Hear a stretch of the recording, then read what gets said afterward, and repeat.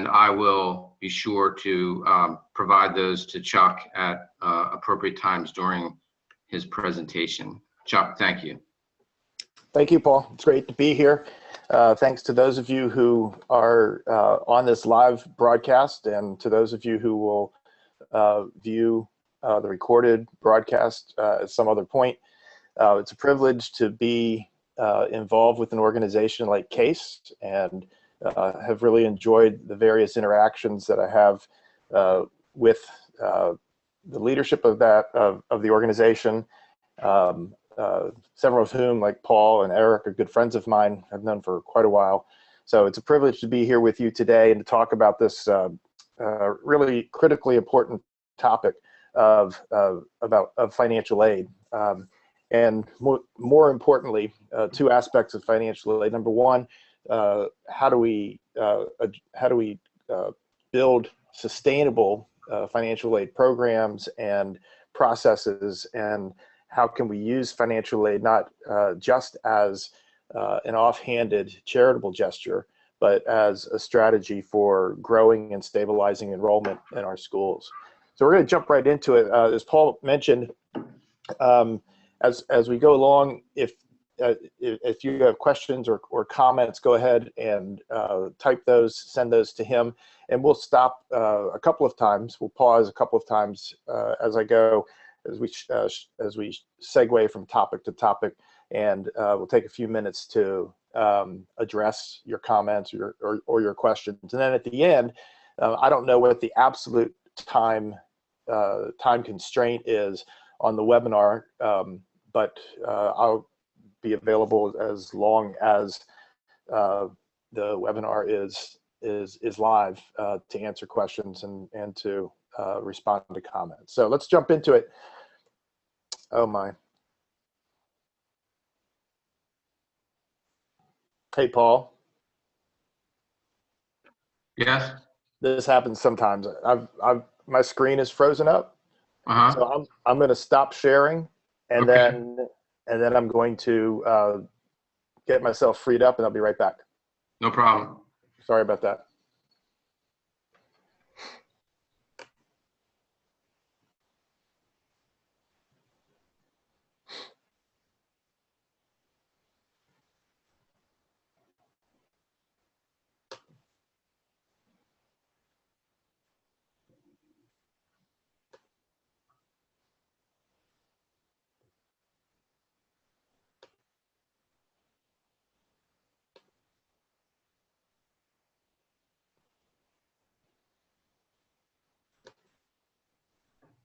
Okay.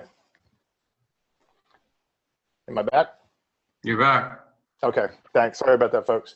Let's begin with some overview perspectives on just sort of where we've been over the last decade and a half.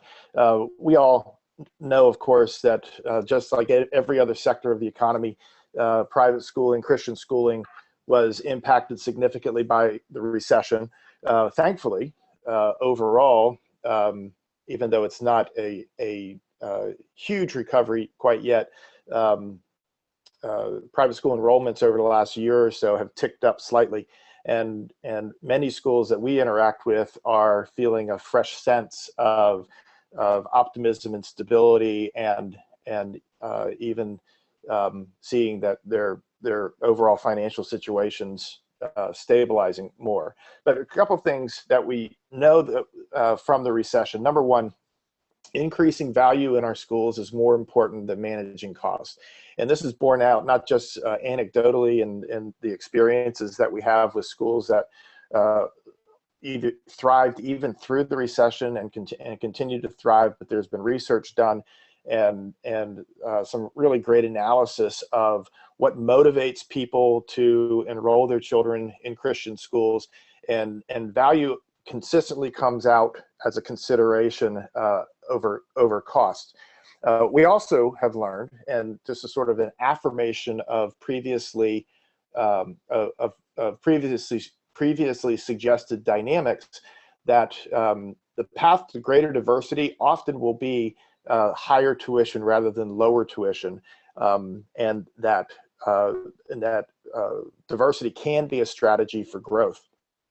And we have to think about diversity too in broader terms than I think sometimes we're inclined.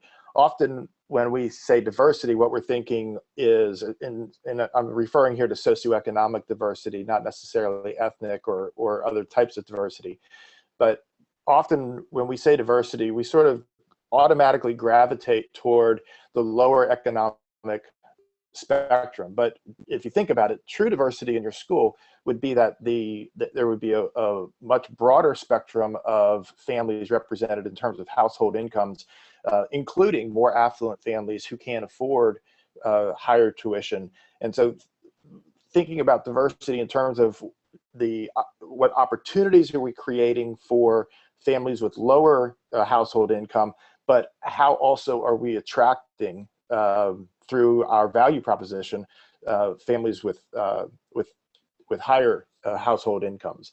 And then we also learned that dynamics of giving, philanthropy to schools have been changing, and that more and more, especially transformative type donors, people who have the ability to make major gifts, whether it's to a campaign or whether it's to an annual fund or wherever it is that a case is being made, there's a tendency increasingly for those gifts to flow to schools that are more profitable. And we are increasingly using the term profitability in schools just as a way to help schools and boards and others to envision that what it actually requires what is required in order for our schools to be financially sustainable, which really is a euphemism for profitable, right? So those are some of the things that we picked up that have both new and affirmed. Our view of active enrollment management in this order starts with retention, because as we all know, the easiest student to enroll is the one we already have. It's less expensive, more efficient, and it takes the burden off of our admissions offices and our marketing offices to constantly be replacing students, and in essence, replacing revenue as well. As we know that every student who leaves our school, they're not a number, but there is a dollar sign over their heads. And this is requiring schools on the recruiting side sometimes to be moving beyond what we call the natural market. So some of the sort of automatic places we used to go to find families and to recruit families are not as intact as they were 10 or 15 years ago, depending on where you live, what part of the country you're in. And we're also finding that some of the entry points at which many schools could almost expect an automatic pool of students to admit and to enroll are not so automatic anymore. Kindergarten and first grade in many schools being the place where we were accustomed to people coming looking for us, and now we're having to go looking for them. And so we're having to change our perspectives on what exactly does the marketplace look like for our school, who are these people, where are they, and what motivates them. And then finally, what we're going to be talking about today, tuition assistance or financial aid, looking at tuition assistance as an opportunity to stimulate growth through socioeconomic diversity. So what does tuition assistance as a strategy look like? We know this, that in a new economy, growth might often mean the ability to include higher percentages of families that can't afford full tuition. I'll show you a statistic in a minute that sort of bears that out, at least illustrates that new reality. But we also know that if we're going to provide more aid for students whose families can't afford full tuition, then our overall revenue base has got to be stronger, it's got to be stable, and we've got to pay much closer attention to the amount of money that is coming into our schools and provides us with the opportunity to provides us with the opportunity to include families with higher rates of need. Recently, I was taking a look at an NAIS survey, National Association of Independent Schools, and they're a couple of interesting statistics here. First of all, over a 20-year period, the percentage of students receiving tuition assistance in the NAIS member schools has increased by about 50%. That is significant.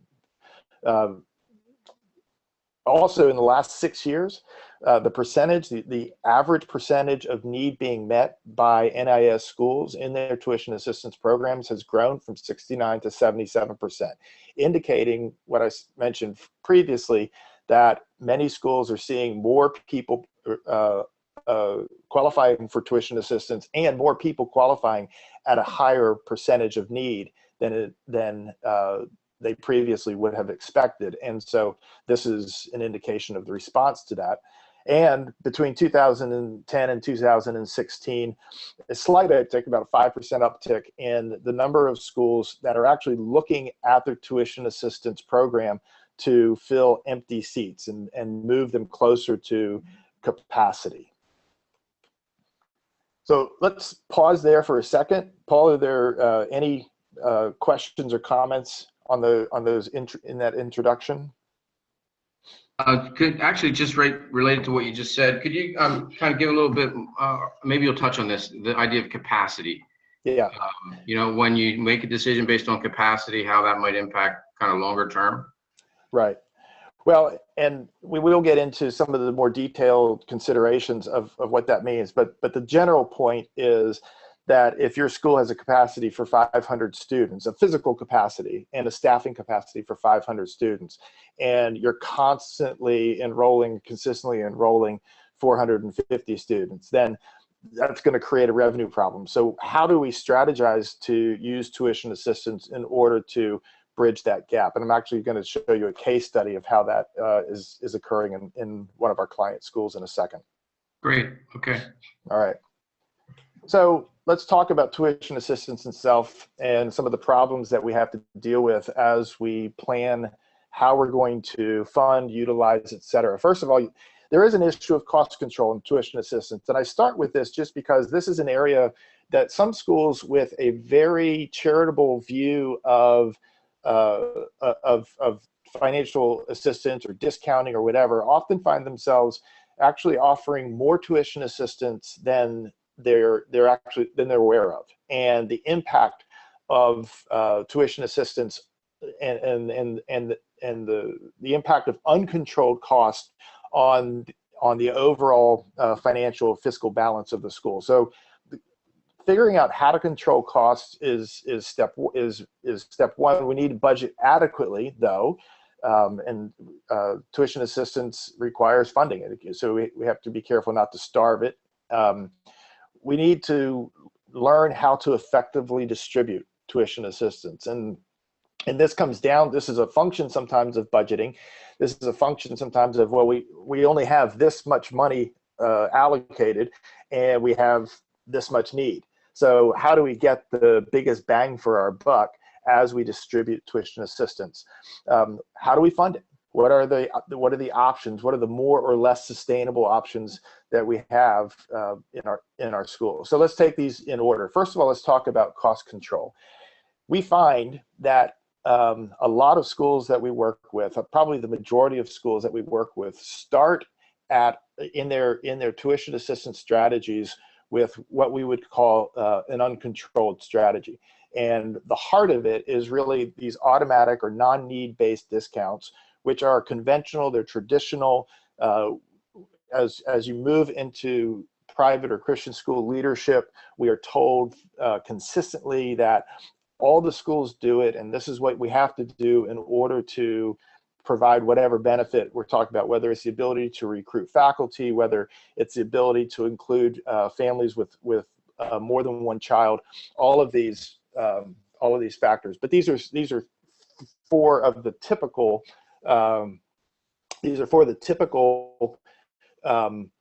approaches to sort of an instinctive approaches to tuition assistance that we see. And I include in their payment plan, not to say that a school should not have a payment plan, but we encounter enough schools where the assumption is that everybody should have the option, the prerogative of being on a payment plan, which essentially puts the school in the position of what we would say being the bank for families.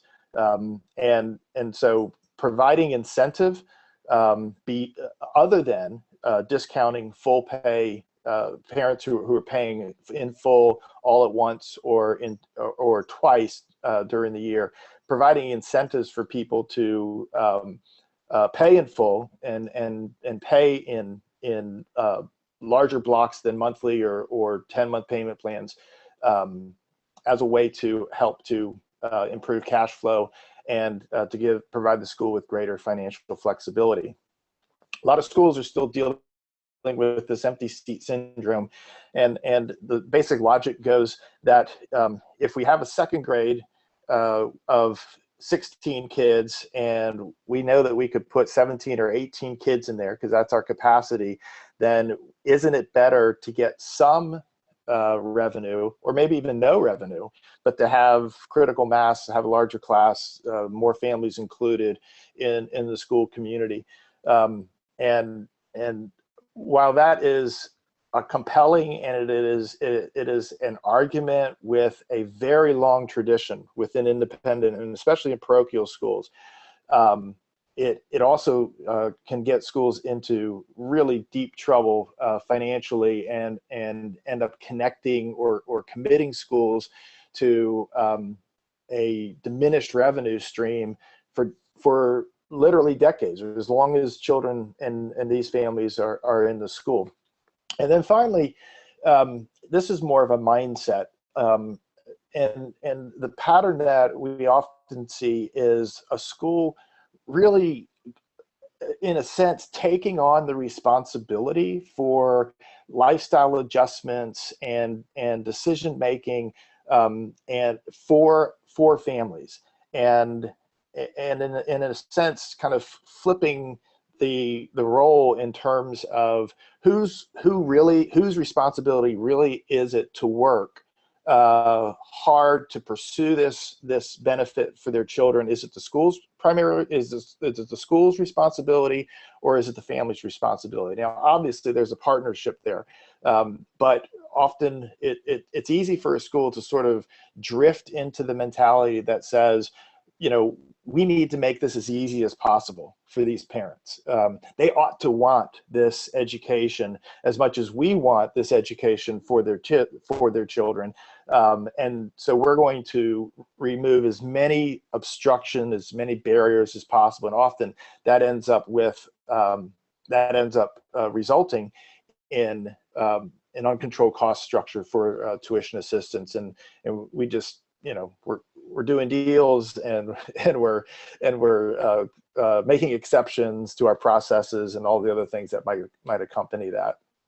A more revenue-based strategy looks like this. First of all, disciplined budgeting. We know what we have to spend at the beginning of the year, and we stick to that so as not to not create unnecessary fiscal hardship as we go through the year, or as that accumulates year over year down the road. We're keeping our eye on the net revenue per student. How much per student, after all of the discounts and after all of the need-based financial aid or tuition assistance is distributed, how much money do we have per student in order to operate the school and to live up to our value proposition? And is that enough? We work with schools on figuring out how to phase out automatic discounts. And like I said, I'm going to show you a model of that with a school that we just completed a planning process with. But moving ourselves from people getting tuition assistance on the basis of some circumstance of their lives, whether it's employment or the number of children or their whatever it is, to as fully as possible a need-based program. Sometimes schools are actually spending more on tuition assistance than they recognize, and a strategy for a more sustainable program and a program that's going to actually provide more enrollment growth and stability can can be accomplished through a reappropriation of existing funding that's already in a school's budget. We want to eliminate deal making, people coming in the door and insisting that we need them more than they need us, and so they do a deal. And then, reflective of that mindset shift of paternalism, making sure that we're assigning the appropriate responsibility to the appropriate parties in this relationship that we have with families. So here's a quick case study of a school that's just gone through this revenue-based planning process with us. That's a school of about 170 students, but they are about 140 below both funding, or both physical and staffing capacity. A little less staffing capacity than physical capacity, but they could take 140 more students tomorrow and more or less function as well as they're functioning now. 2% of their budget is committed to tuition assistance, only $265,000, which is the lowest percentage of any school that we've worked with in 11 years. Now, I'm sure there are plenty of schools that budget in that neighborhood, maybe less, maybe slightly more, but they set the record, at least in our experience, for schools. And because of that, more than 95% of their families are paying full tuition, which at some point you're going to run out of the number of families who can make that kind of financial commitment. And that, I think that's part of what they're finding in the soft enrollment numbers, is they're not connecting to the more middle income families, because the reputation has gone out. School's been there for 40 years. People know that this school really doesn't provide much tuition assistance. Hasn't made socioeconomic diversity a priority, and that hampers their admissions and recruitment efforts. So what we're doing, this is their present budget. 2% there, you see, is the number for need-based aid. But there's a lot more money going to tuition assistance in other forms. The family line there, $245,000, is a multi-child discount, and then you have faculty staff discounts of $500,000. Overall, the amount of tuition assistance that's being provided in these various forms is actually fairly healthy. It's 9% of their budget. And so what we're doing with them over the next 4 years is we're transforming the distribution of the tuition assistance that's available, that's already there in the budget, to help drive enrollment and to help to facilitate higher revenue. So over the next 4 years, the plan calls for the amount of tuition assistance available for need-based tuition assistance available to more than triple. You can see that the family discounts are being phased out, as are the faculty staff discounts, and that's mainly occurring by helping, or by keeping the benefit in place for currently employed teachers and staff who have kids, eliminating the discount for new hires, and then over time gradually phasing that out with a grandfathering type scenario in there. But in the end, what we hope and what we can expect is that having 3 times more tuition assistance is going to help them to push up that enrollment closer to capacity, and develop the reputation of the school in the larger community that this is a school that really does care about socioeconomic diversity, and it puts its money where its mouth is. So that's a place to pause. Paul, is there anything there? I think we're good. Yeah, we're good right now. All right. So let's move on to budgeting.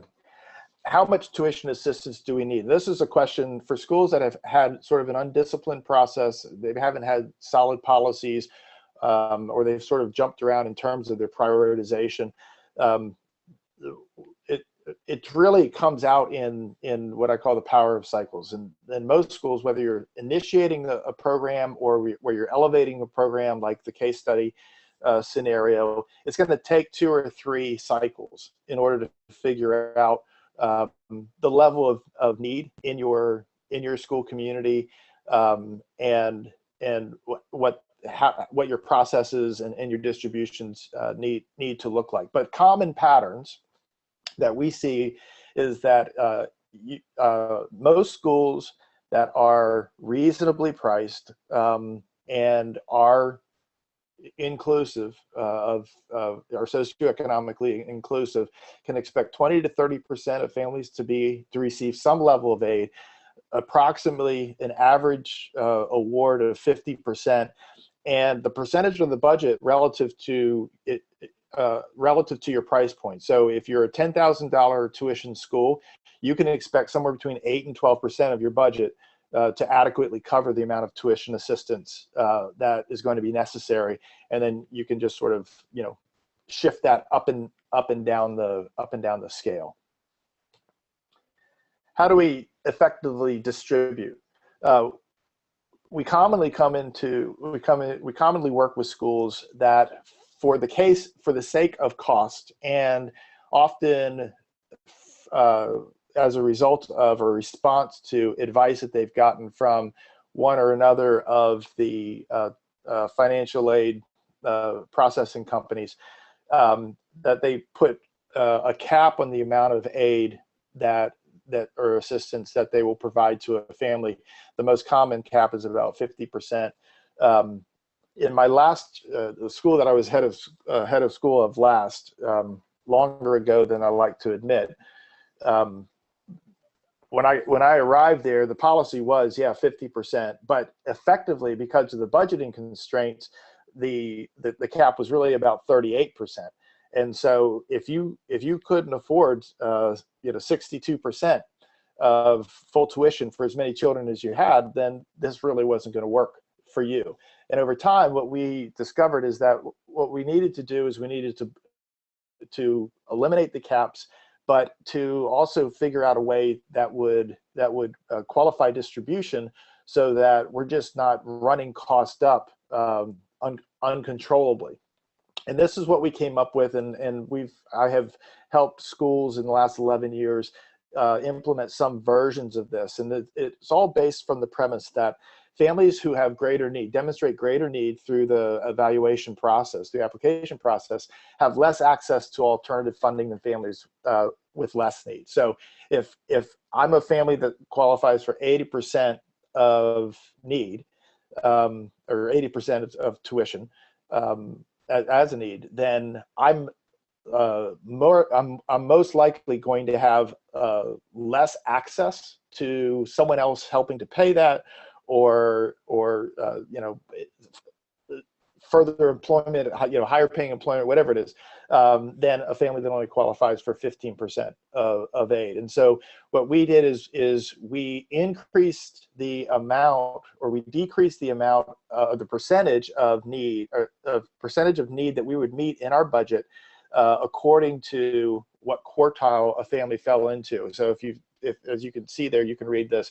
If you're in the top quartile of need, then you could get somewhere between 90 and 90% of that need met in our process. But if you're in the bottom quartile of need, we were only going to provide a quarter to a third of that need, on the assumption that you probably have ways to figure this out in your own finances. But what it did is allowed us to help more families relative to their need, and overall more effectively. And it really spurred a tremendous period of growth in that school. And we're seeing similar things happening in other schools that are adopting some version of this indexing. So how do we fund this? And I've listed these by degree of sustainability based just on basic economics, but also the effect that we see some of these ideas having in schools. Obviously, the least sustainable is just to give seats away. We've got an empty seat, someone doesn't want to pay, or we've exceeded our budget for tuition assistance, and so we're just going to give the seat away. And similarly to an empty seat, partial tuition, often these these approaches don't acknowledge that even if you are fully staffed, even if you are you have the facilities in place already, there still is an accompanying cost to every student in your school. It's not easy to calculate. I've heard people say that it's somewhere between 25 and 50%, but whatever that cost is, it's there. And so remember, what we're doing in a revenue-based system is we're trying to keep our eye on the average or the net revenue per student. And if that net revenue per student falls below a certain level, then we're not going to be able to maintain our commitments, not just for the students who are receiving these discounts or this aid, but for everybody else in the school, including people who are paying full tuition and the families who we need in order to maintain that fiscal balance. Most schools, in some form or another, link their tuition assistance to annual giving. The obvious problem with this, of course, is that if you're not raising those annual funds in advance of a fiscal year, then you don't know whether you're going to raise the full amount that you need or not. So if you're giving away $300,000 in tuition assistance and the annual fund goal is $300,000 and we only raise $250,000, where does that come from? So obviously, you know, there are strong arguments for this. Partly is the tax deduction argument. We'd rather charge less than the full cost to operate our school, including tuition assistance, to give people the opportunity to give. But again, back to some of the things that we've been learning from the recession, annual giving is becoming a less and less reliable way to fund recurring costs in the school's operations, whether it's salaries or whether it's tuition assistance. And people are just less and less inclined to make year after year after year commitments to give at substantial enough levels. So it falls in there below the empty seat and the empty seat scenarios. I only list endowment earnings 4th out of 5 because so few schools have a substantial enough endowment to make a significant difference in the funding of their school, whether it's earmarked for tuition assistance, which often it is in schools that have substantial endowments, whether it's for facility maintenance, whether it's for, you know, chaired faculty positions or named faculty positions, whatever it is. It's a great goal for schools, but typically schools with substantial endowments are either schools that have been raising money to their endowments for decades and decades and decades, sometimes hundreds of years, or they are schools that have had the good fortune of having someone give them a whole lot of money all at once, and for that to become an incentive for other people to contribute to that endowment fund. But finally, what we get down to is that that the most sustainable and the most ordinary approach to funding tuition assistance is going to be, for most schools, it's going to be a budget line item of a stipulated percentage, and it's going to be included in the overall cost to educate each student. It's going to be embedded in your budget as a line item and accounted for in exactly the same way as everything else, whether it's, you know, the athletic travel or your light bill, whatever it is. It's going to be in there as a cost of basically business cost to educate every one of your children. And then we know from year to year to year what we have to spend, and we can become more creative and more efficient in the way that we distribute and the way that we market that opportunity, that we appeal to that socioeconomic diversity principle. And then effective enrollment management through pricing. This is my last slide. And I want to take a few minutes to just walk through this. This is a very, very simple model. But for those of you who may not be familiar with the concept of having tuition assistance built into your cost basis, and for that cost to be met primarily through tuition. This is a simple model, kind of gets at the logic. And if you're in this conversation in your school with your finance committee or your boards, or you're trying to convince parents, there needs to be a different way to provide tuition assistance and provide access for families, then this might be helpful as a way to walk through it. So let's start with a very simple scenario. It costs $600,000 to operate your K-5 school. That's $10,000 per student with 10 students. And I only do math that ends in zeros, so you'll excuse the simplicity of the model. But at $10,000, 10 students per class, your budget is met. You're not profitable, but you are in the black. You're at break even with 60 students. If, however, you say, well, if we dropped our tuition, wouldn't there be more families who maybe would be able to afford this? And so we would grow. So in this scenario, the school drops its tuition, $2,500, which in the real world would actually never happen. But these are the conversations we have, right?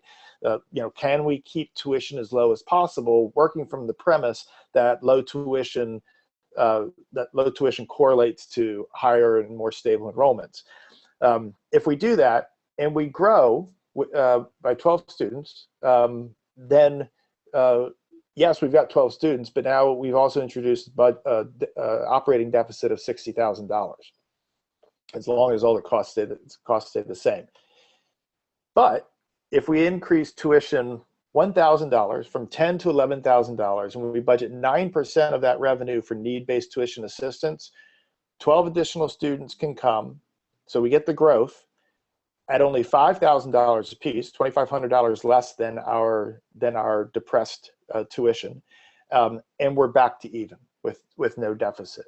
So you can see, with the attention focused on revenue and not so much on cost, we're able to construct an environment that, number one, we're better funded, but number two, we're actually more accessible at a slightly higher tuition than we were at even a substantially lower tuition. So that wraps up the gist of what we're talking about here. I've been moving kind of fast, but that gives us a little bit more time. If we've got some questions, or if people have comments they'd like to make. Thanks, Chuck. I'll just start with one question. There are some other questions coming in, but let me just start with this idea about moving schools' thinking on this. What's the kind of a shortened version of what the process looks like to kind of shift the thinking at a school among the leadership? Well, number one, you have to make a strong case, and you have to demonstrate that whatever point of anxiety people are feeling about the school's financial stability, apart from the most common anxiety, which is rising costs, rising price.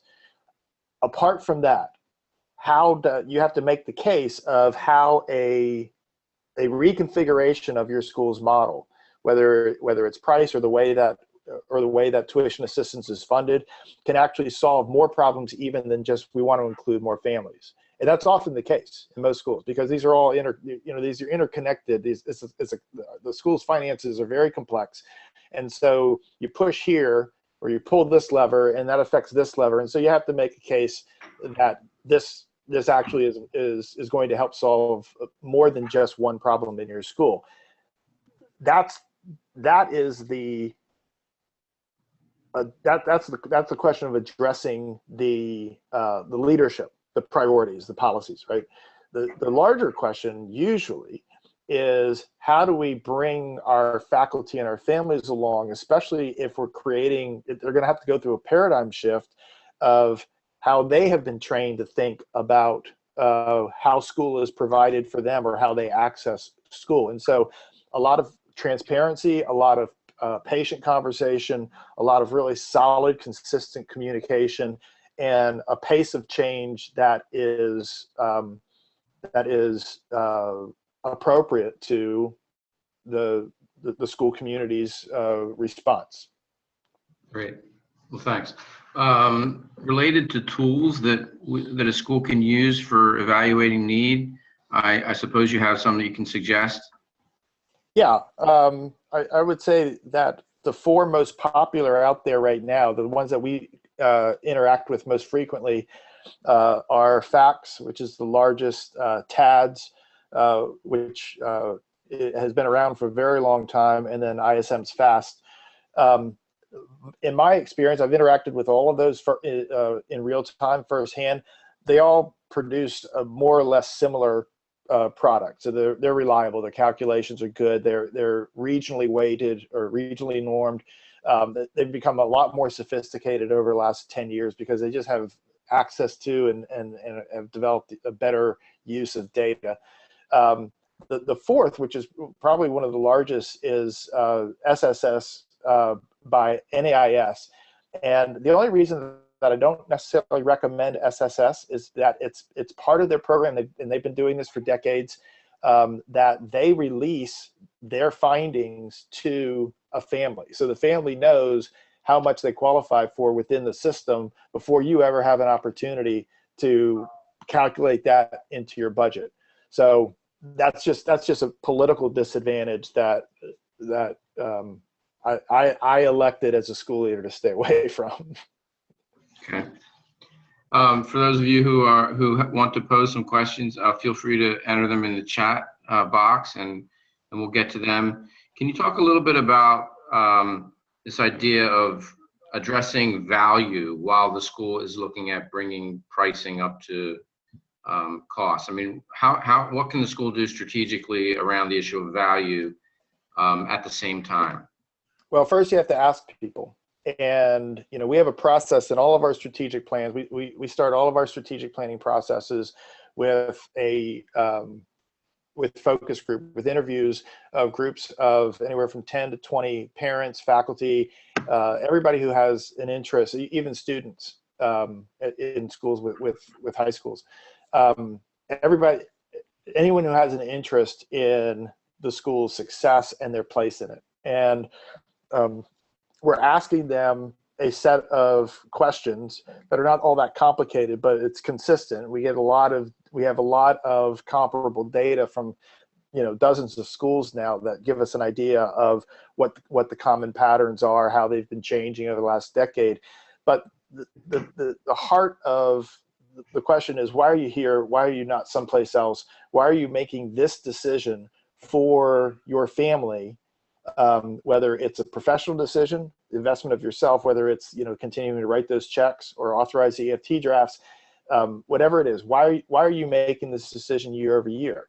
And often what we find is that parents, they'll be generally they'll be in agreement with the school's sort of stated mission, purpose, and priorities, but in a different sense of priority than often the school thinks or has projected.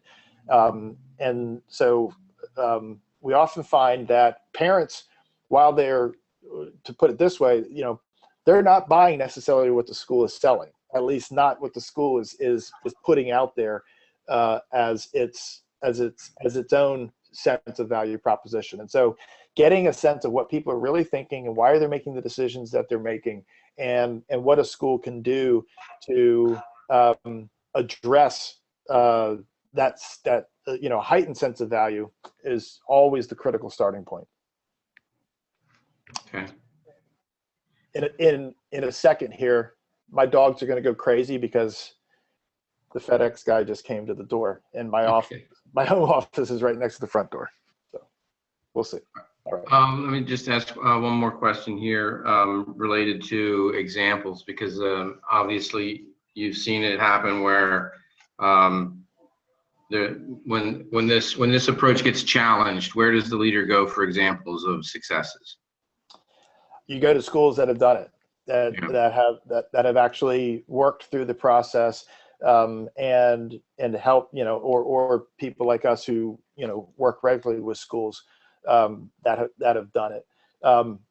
Just like any successful thing, I mean, the schools that have adopted an approach like this and that have seen it, you know, work itself out over 2 or 3 or 4 years, and have found it to be successful, they're happy to talk about it. And you know, not all of the circumstances of any individual school are exactly comparable to other schools, but there's a lot of power in that. And I think, you know, especially if you're, you know, I could go back to that, to the original question, if we're trying to make the case for this, or at least consideration of this at a leadership level, let's find a school that has gone through the same process, has made some of the same mindset shifts, and bring them in and let them talk to our people and talk about what that process looked like for them.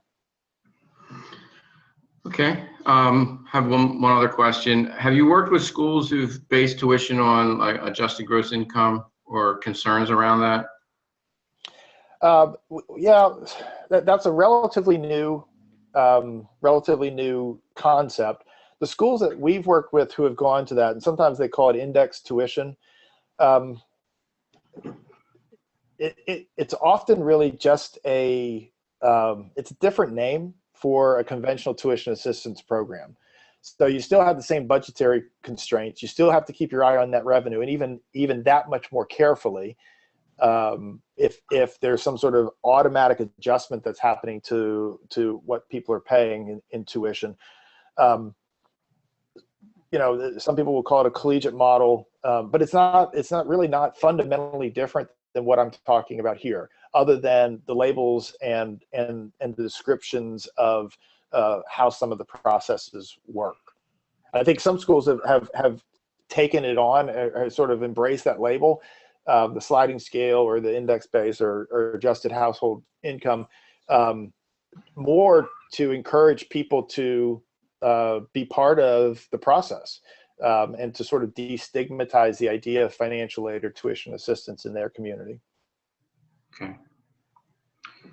All right. Well, Chuck, thank you very much. Yeah. For those of you who were online, let me just remind you that this presentation is available through a Dropbox link that was provided in your invitation. So feel free to visit that and access that material. Also, Chuck Evans's information is included there, so you can feel free to reach out to him. Check back with the CACE website to see about future webinars. And Chuck, thank you again for the time you spent with us today. You're welcome. And thank you, Paul. And thanks to CACE for the invitation. It's great to be with you. Great. Take care, everyone.